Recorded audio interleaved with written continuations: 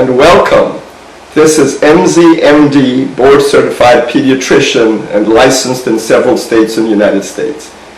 I would like to emphasize that this video and all other videos in this series are for informational purposes only and are not a substitute for diagnosis and treatment by your child's doctor.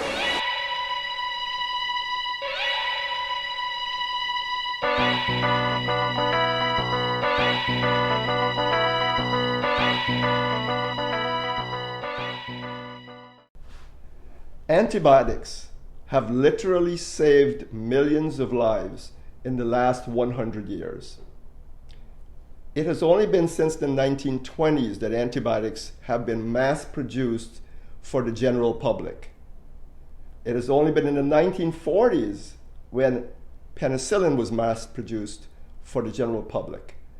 Prior to this, what we consider simple infections now were killing people. Things like strep throat. Wounded warriors or wounded soldiers died from their wounds because of infections. And in the 1940s, during the Second World War, when penicillin was readily available, many of these soldiers who would not have survived prior to this, actually their lives were saved.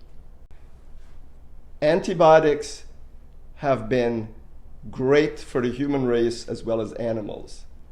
But presently we have another problem relating to antibiotics, and that is the emergence of resistant organisms. This emergence is primarily because of misuse, overuse, and inappropriate use of antibiotics.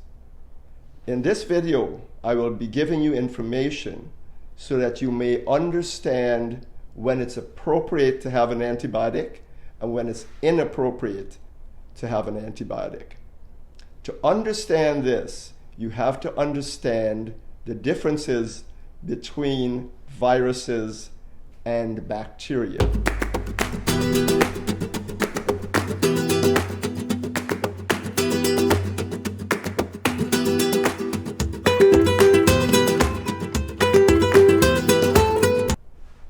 Viruses and bacteria. There are differences between these two organisms, and these differences pertain to the effectiveness of antibiotics.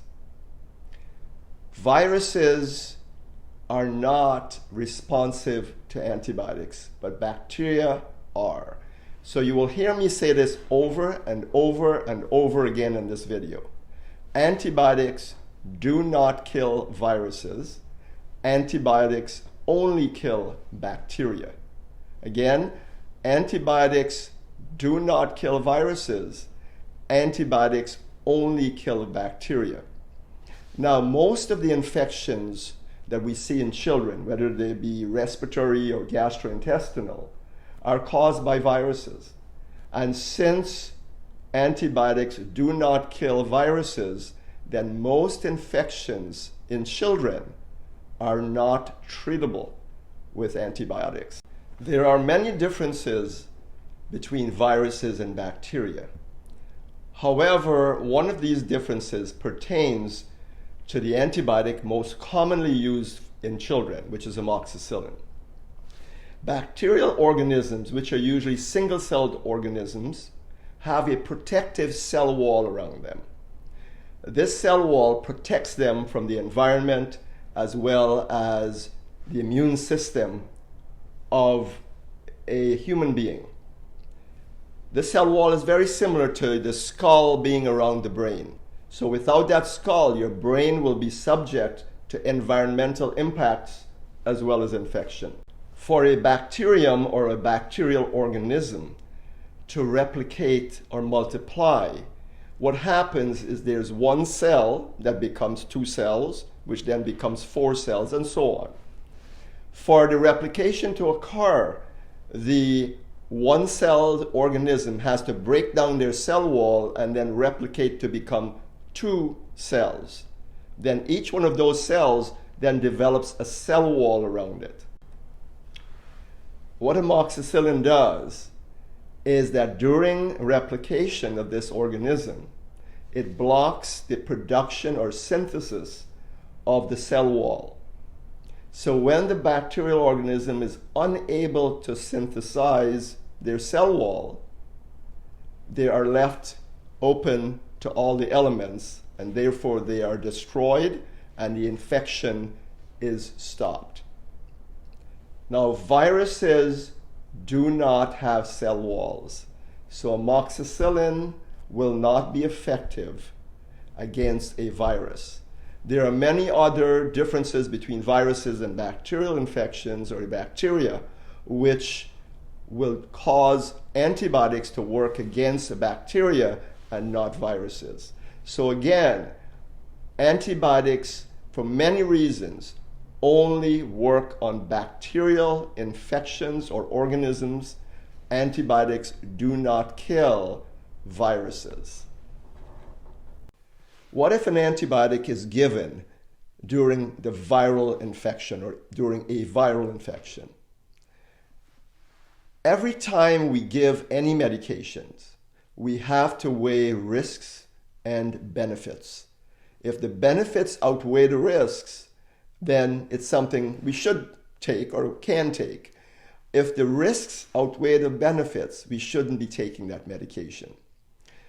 So if you're giving an antibiotic during a viral infection, you're only having risk, no benefits, because you're not going to be treating the organism or killing the organism. And what are the risks? There are many. In addition to having the risks, if the antibiotic is not working for the infection, then it's a waste of money and also a waste of time trying to fight with your child 3 times a day for about 7 to 10 days. Antibiotics can cause vomiting or diarrhea. There are some antibiotics which may also damage organs, for example, kidneys and liver. Antibiotics can also cause allergic reactions. Every time you get an antibiotic, you run the risk of being sensitized to that antibiotic. So the next time you receive it, you may have an allergic reaction to it. Antibiotics by themselves may also produce bacterial infections or may lead to resistant organisms. To understand this, we need to touch on the concept of bacterial flora.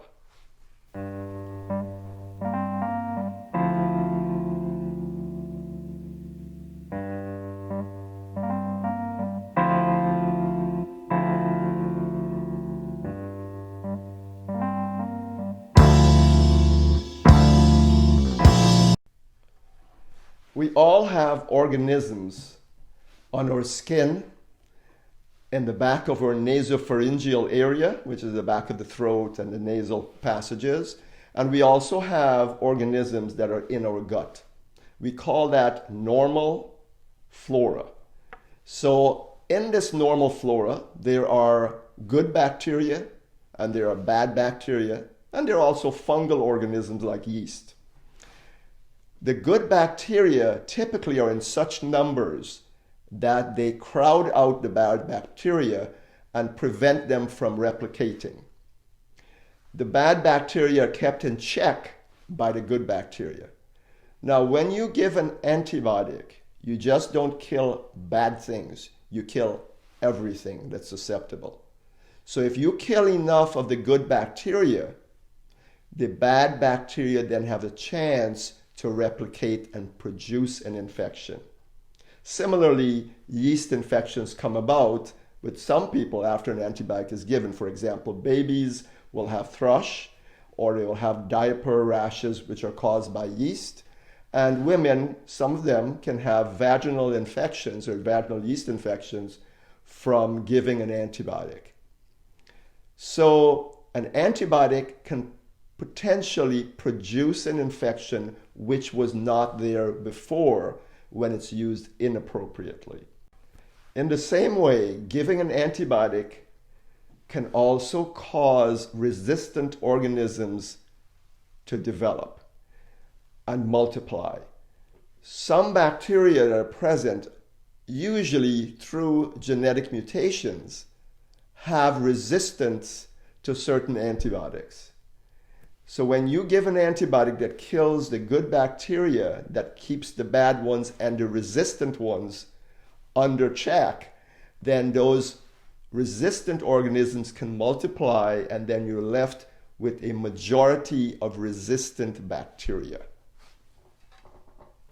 In addition, there are certain antibiotics that are given for certain organ systems or certain parts of the body. For example, the antibiotics that we would use for respiratory infections are not the antibiotics we would normally use for urinary tract infections. Also, depending on the age, different antibiotics may be used because children have certain different organisms present compared to adults. So many times an antibiotic we would use in an adult, we may not use in a child. Similarly, children may have side effects to certain antibiotics that could safely be given in an adult. So when you go to the doctor has to determine if an antibiotic is needed. In other words, is it appropriate to give an antibiotic, and which antibiotic is needed. So the way they determine this is through a history and physical examination. The history is what you tell them. So the more detailed your history, the better determination they can make. When they do their physical, they can check to make sure there are no surprises given the history. So one of the differences between viruses and bacterial in terms of infection is that viruses are considered primary infections. Bacterial infections, for the most part in children, are considered secondary infections. Primary infection means that the infection is an initial infection. Therefore, the organism is multiplying and causing an infection initially, which means it can be passed directly from person to person or from surfaces to people, which is typically a viral infection that does that. Viruses typically last, depending on the illness, whether it be respiratory, it may be 7 to 10 days of symptoms, gastrointestinal, anywhere from 3 to 7 days of symptoms. Let's take respiratory infections, for example. The typical respiratory symptoms from a viral infection will last for about 7 to 10 days. That means the cough, the runny nose, sore throat, the headache. Fevers typically last for about 3 to 4 days with a viral infection. Bacterial infections are considered secondary infections, which means they come in usually after a viral infection. The viral infection may set up the conditions which are favorable to bacterial multiplication. So the virus is there first, and then the bacteria can come in later. So your doctor has to decide, is this illness at present, when they see the child, is this a viral infection or is it a bacterial infection at that phase? And like I said, typically most respiratory illnesses are viral for the first 7 to 10 days. So if your doctor sees that there is nothing physically wrong with your child when they check their ears and their lungs, and the illness has only been there for about 3 or 4 days, they may say that this is a viral infection.